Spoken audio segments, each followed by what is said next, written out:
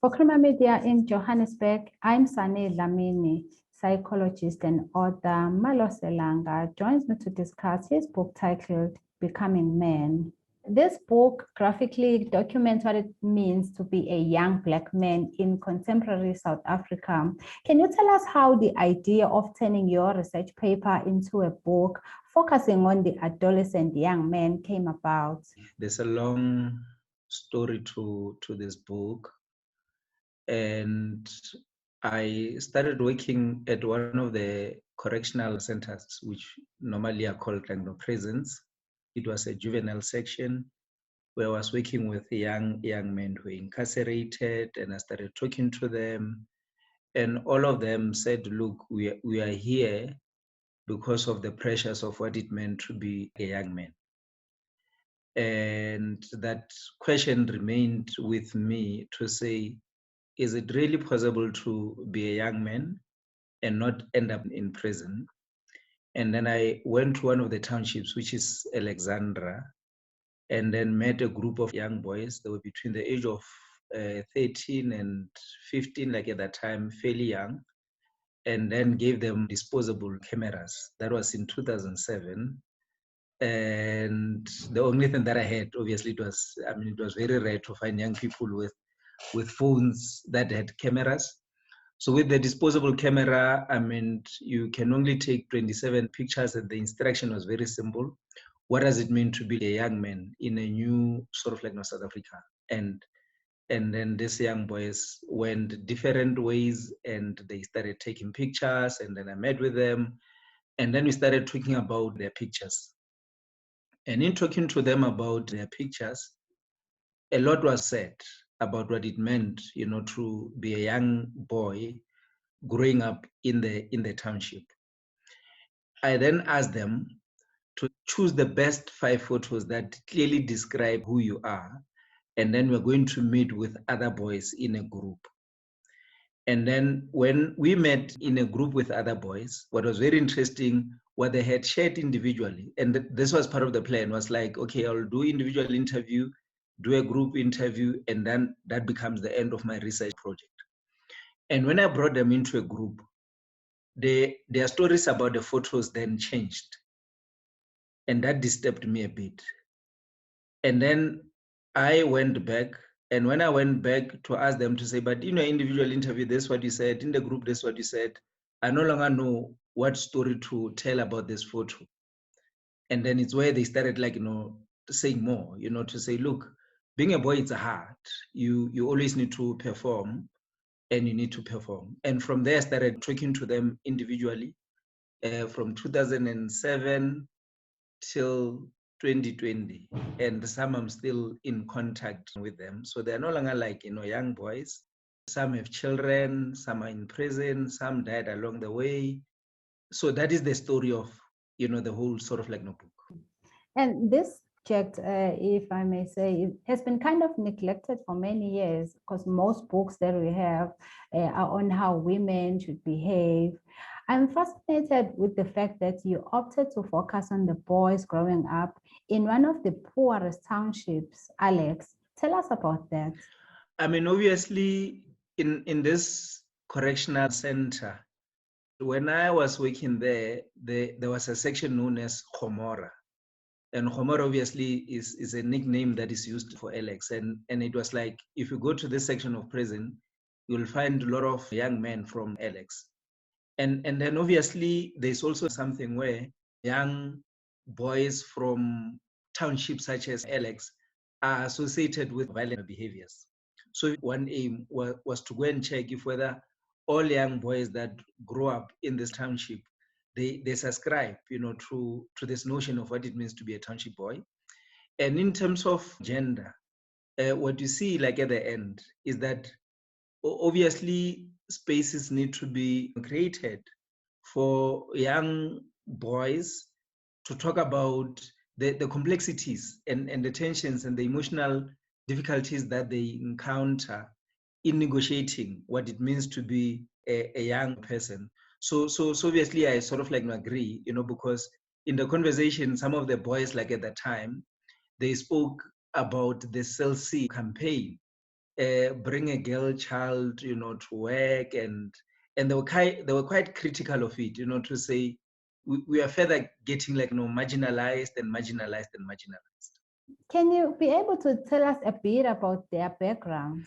Yeah, I mean, in terms of their background, which was also very interesting. I mean, remember, I randomly chose these boys. I met them in different high schools. I did not know who they were, where they were coming from.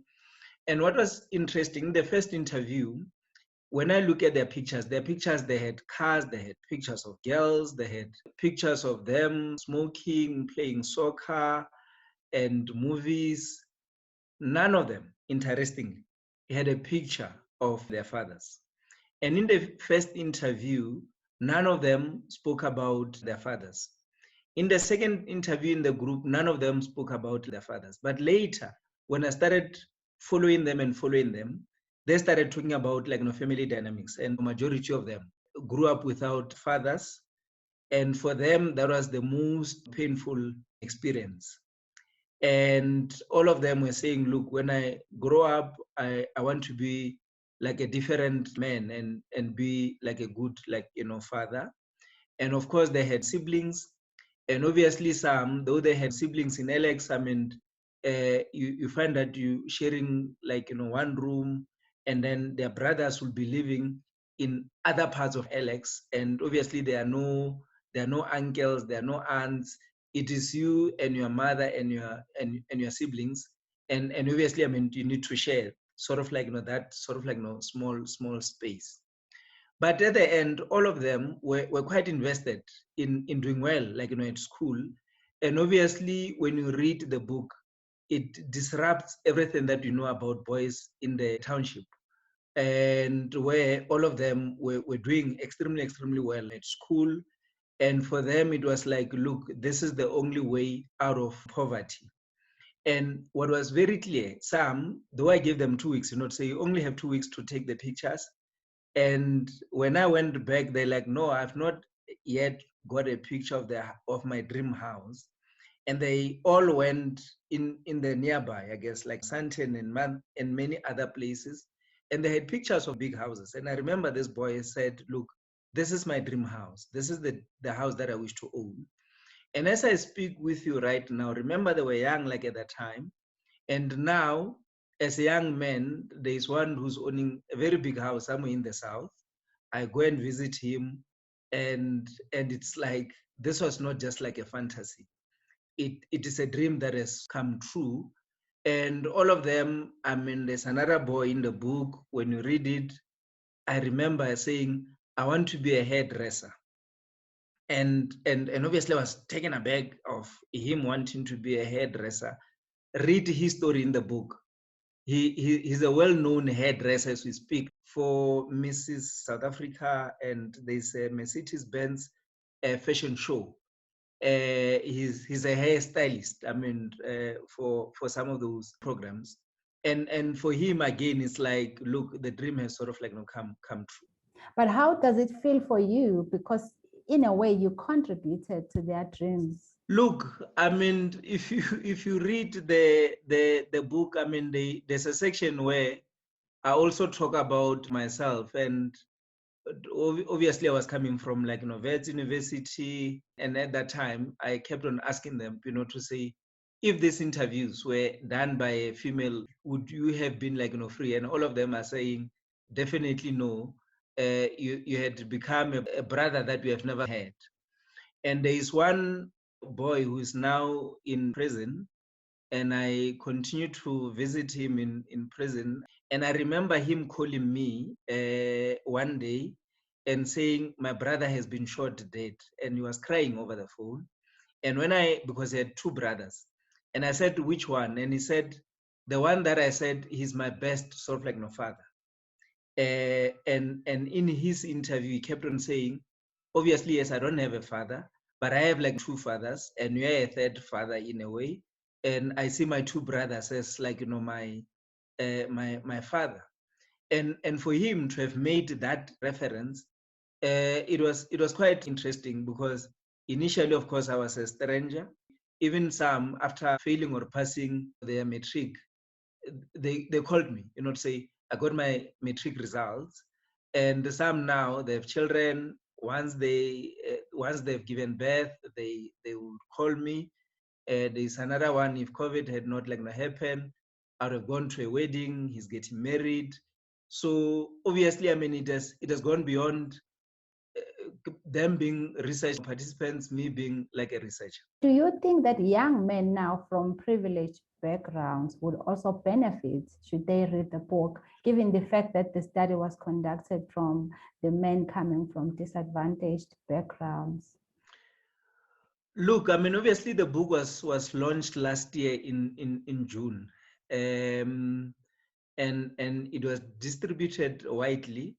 And you won't believe. I mean, I've had people calling me fires UKZN, fires in Limpopo, fires in the Eastern Cape, because the way it is written. I mean, obviously these are stories of young boys, and even people that are grown up, some oldest 50 and 60 and 40, and saying, look, though in the book I use pseudonyms of saying Martin, Herman, Simon, they I mean, are these true characters? Because I can see that Simon and I are almost the same.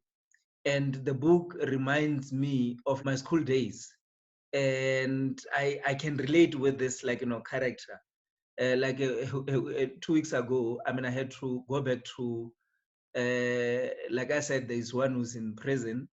And obviously, I mean, he's studying, doing his third year in LLB. And obviously, in the book, I talk about his studies. And someone said, because these are not fictional characters, what does he need right now? And I went, I visited him, and he said, I need books. And this person donated 3 books, and we went together, and he said, okay, now I can believe, because sometimes when you read, you think this is fictional and this is real. So obviously, even with boys, because in the book there's a chapter on class, about Abuchi's boy, Amabujua, and there's a talk around that. And obviously, I mean that you see boys that even in Alex, they identify themselves as middle class, and the boys that in Alex, they identify themselves as poor working class. And there are those that, I mean, this boy who's in prison, he was not in one of the schools in Alex.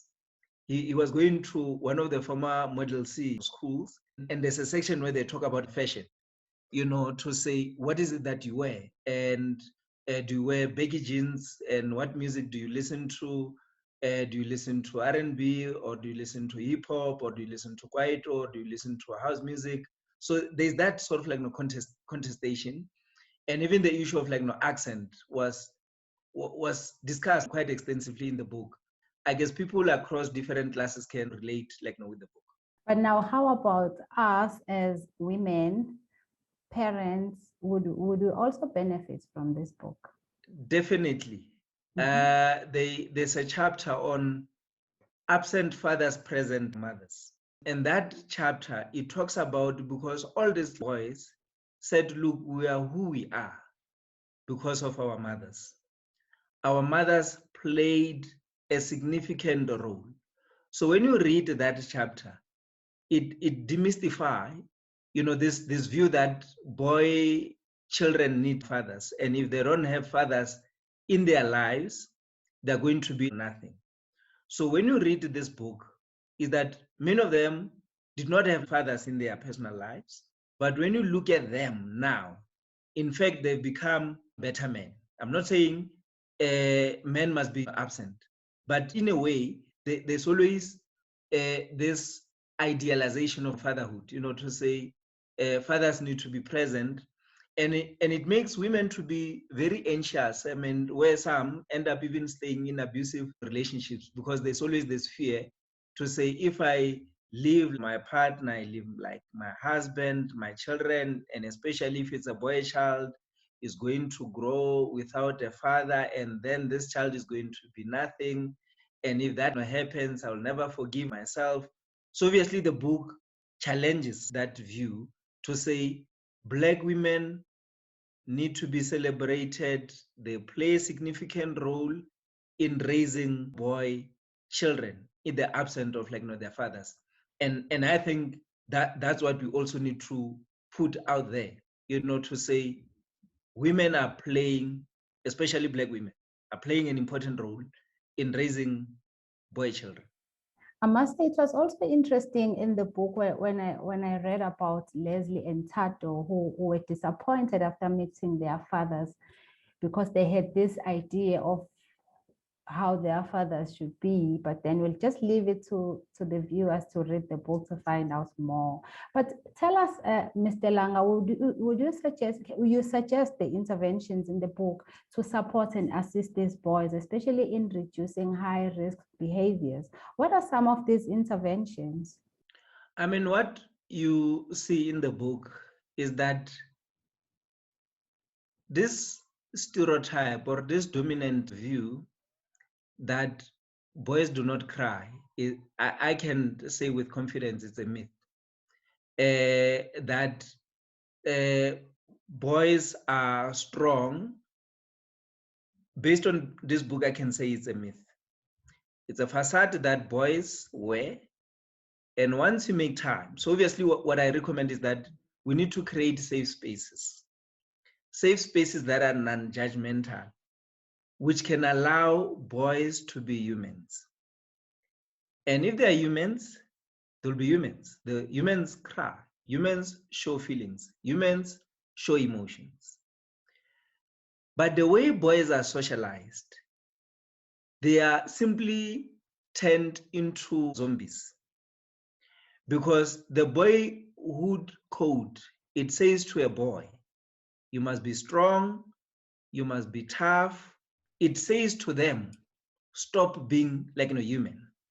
But if we create safe spaces, we normalize the feelings that boys need to express. Believe me, in the long run, there'll be no need amongst these boys to perform the masculine role that I need to show other boys that mina ngiskoko, mina nginja,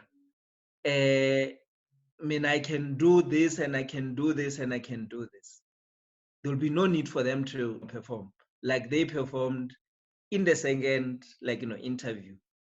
But when I started meeting them individually, they became more relaxed.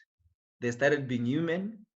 And I can say in confidence, because I have spoken to them, to say, hypothetically, if you and I have not met, what kind of a boy or a man would you have become?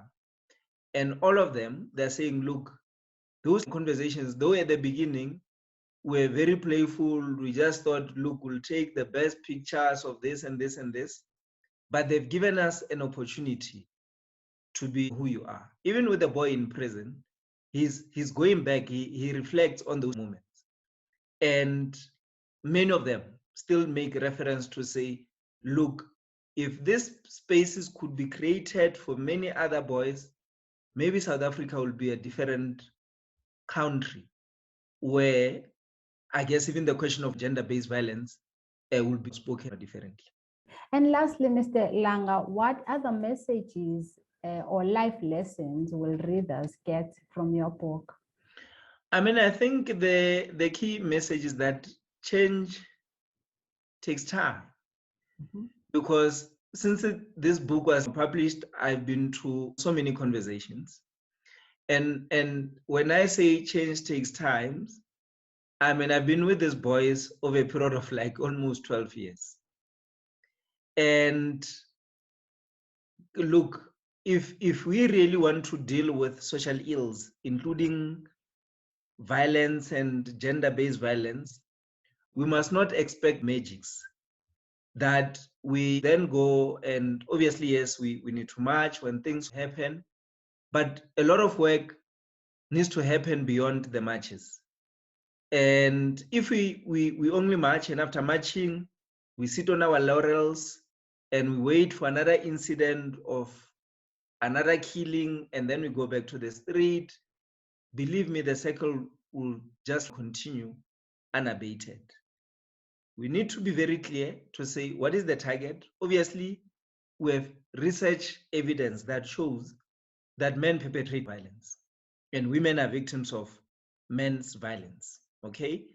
So obviously we need to intervene in challenging men to say, how do we stop perpetrating violence? And for them to stop, it's not like you need to stop.